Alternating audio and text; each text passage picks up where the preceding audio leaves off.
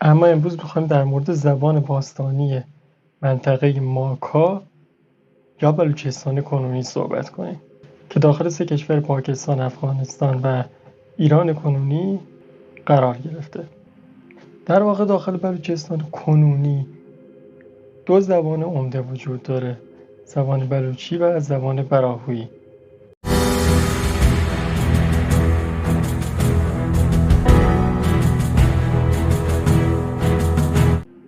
زبان براهویی 75 واژه داره و البته این زبان نزدیکی زیادی هم به زبان بلوچی پیدا کرده امروزه، ولی دستور زبان متفاوتی داره و از جمله زبان‌هایی که در دسته زبان‌های دراویدی قرار می‌گیره. در رابطه با دراویدی‌ها ما میتونیم این توضیح رو بدیم که دراویدی‌ها یک گروه از مردم بودن، مانند اون چی که ما میگیم گروهی از مردم نژاد آریایی دارن و قبیله‌ای بودن به اسم قبیله آریایی‌ها. در زمان‌های کهن، یعنی چیزی حدود چند هزار سال پیش، گروهی از مردم هم ریشه دراویدی و نژاد دراویدی داشتن. اما اینکه امروزه ما میگیم این 2 زبان، یعنی زبان بلوچی و زبان دراویدی، شباهت خیلی زیادی با هم دیگه دارن، شاید به دلیل اینه که این چند هزار سال ارتباطی که بین این 2 زبان بوده نتیجتاً باعث شده که کلمات زیادی بین 2 زبان بلوچی و براهویی رد و بدل بشه و این 2 زبان به هم دیگه شباهت بیشتری پیدا کنه. زبان دراویدی باستان رو زبان تمدن‌های باستانی همچون مهرگر، شهر سوخته، چیرفت و مگان میدونن، چرا که تمام این تمدن‌ها بیش از 3000 سال قدمت دارن و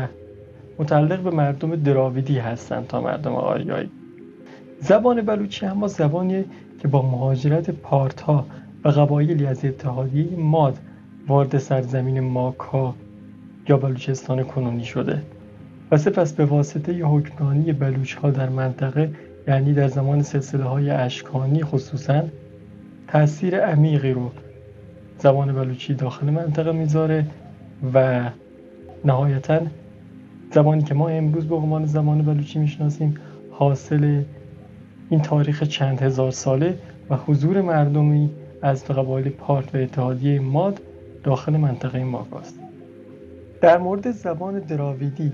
فردوسی در داخل شاهنامه اینطور میگه که زمانی که کیخسرو برای انتقام خون پدرش به منطقه مکران میاد و پس از یک جنگ طولانی با شاه مکران و مردم مکران سوار به کشتی میشه و به سمت چین حرکت میکنه،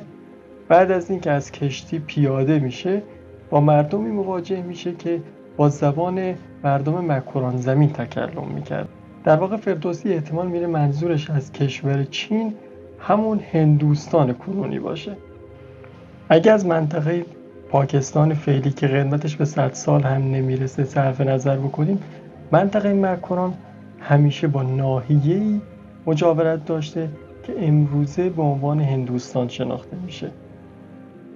و در واقع مردم دراویدی هم مردمی بودند که در قسمت‌هایی از شرق ایران و هندوستان سکونت داشتند و این نشون میده که کیخسرو زمانی که از کشتی پیاده میشه دوباره با مردمی از همین قوم و قبیله مواجه میشه و به همین دلیلی که زبانشون با مردم مکران زمین یکی بود. در واقع امروزه اگه بخوایم زبانی رو وارث و جانشین و ادامه دهنده زبان دراویدی بدونیم، اون زبان براهوییه که یکی از زبانهای دراویدی به حساب میاد. ابن هوقل هم در رابطه با منطقه مکران اینطور می‌نویسه که زبان مردمان کرمان فارسیه، اما زبان کوچ‌ها که در کنار فارسی زبان‌ها زندگی می‌کنن زبان کوچیه و زبانیه که با زبان فارسی تفاوت داره. در واقع از گفته ابن هوقل میتونیم این نتیجه رو بگیریم که زبانی در کنار زبان بلوچی که ابن هوقل اون رو به واسطه شباهت زیادش به فارسی نام برد، در منطقه مکران وجود داشته که اون زبان براهویی بوده و زبان بومیان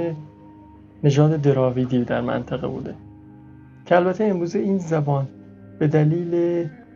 وجود زبان بلوچی و تسلط این زبان بر زبان براهویی کم رنگتر شده و همچنین به واسطه حکومت و تسلط مردم بلوچ در طی سالیان دراز این زبان شکل خودش رو از دست داده و از اون شکل باستانیش فاصله گرفته و به زبان بلوچی بسیار نزدیک شد. اسم مکران از مکه ها یا موک ها به دست میاد و به این دلیل به این منطقه در زمان باستان ماک ها میگفتن که موک های دراویدی زبان در اون زندگی میکردن. دراویدی ها در کل مردمانی بودند که بومی شبه قاره هند به حساب می اومد و به زبان های متعددی هم سخن میگفتن. همونطور که آریایی ها زبان های زیادی داشتن از جمله کردی، بلوچی، گیلکی، دراویدی ها هم زبان های متعددی داشتن. اما موک های منطقه مکران به یکی از این خانواده های زبانی سخن میگفتن. اما در رابطه با موک های دراویدی زبان منطقه بلوچستان دو نظریه وجود داره. یکی این که این مردم از شبه قاره هند به سوی غرب و بلوچستان کنونی کوچ کردند و یا اینکه اول داخل بلوچستان بودند و بعدها به سمت شبه قاره هند و سمت شرق بلوچستان رفتند که البته نمیشه به طور دقیق مشخص کرد. اما از اونجایی که بلوچ ها به مدت 600 سال بر جنوب هند حکمرانی کردند و این حکمرانی در طول تاریخ به عنوان حکمرانی پهلوها ثبت شده، میشه گفت که شاید بتونیم این نظریه که موک های دراویدی از بلوچستان به سمت هند رفتن رو بیشتر قبول کنیم. اما در خصوص زبان بلوچی اکثر اوقات خصوصا مورخین عرب از این زبان به عنوان زبان فارسی یاد کردن، چرا که حدود 1400 سال قبل تفاوت زیادی میان زبان بلوچی و سایر زبان‌های موجود در منطقه از جمله کردی و تالشی و گیلکی وجود نداشته. اما در طول گذر زمان و این جدا افتادگی جغرافیایی باعث شده که تفاوت‌هایی به وجود بیاد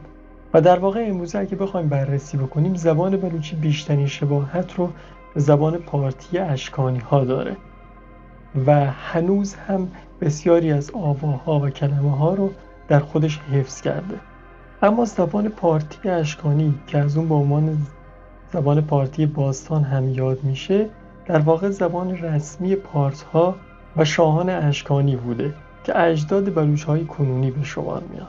و در کل اینطور گفته میشه که پارت‌ها در اواخر حکومت اشکانی‌ها به دو قسمت تشکیل میشن. گروهی از اونها به آیین زرتشتی ایمان میارن و گروهی دیگه پیرو آیین مزدکی و مانوی بودن. این دو گروه به دلیل اعتقاد متفاوتی که داشتن از همدیگه جدا میشن و پارت هایی که به مزدکی و مانوی اعتقاد داشتن به سمت شرق و پارت های زرتشتی به سمت غرب امپراتوری اشکانی ها میرن که پارت های زرتشتی حکومت ساسانیان و پارت های دویده به دین مزدکی و مانوی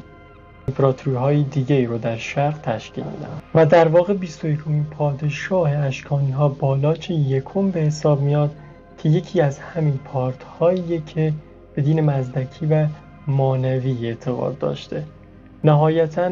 فرزندان و نوادگان بالاچ یکم به همراه گروهی از پارت ها که به دین مزدکی اعتقاد داشتن به سمت شرق میان و امپراتوری جداگونه رو تشکیل میدن. نهایتاً اگه بخوایم یه جمع‌بندی داشته باشیم، زبان‌هایی که مردم مکران تکلم می‌کردن زبان‌های دراویدی و زبان بلوچی بوده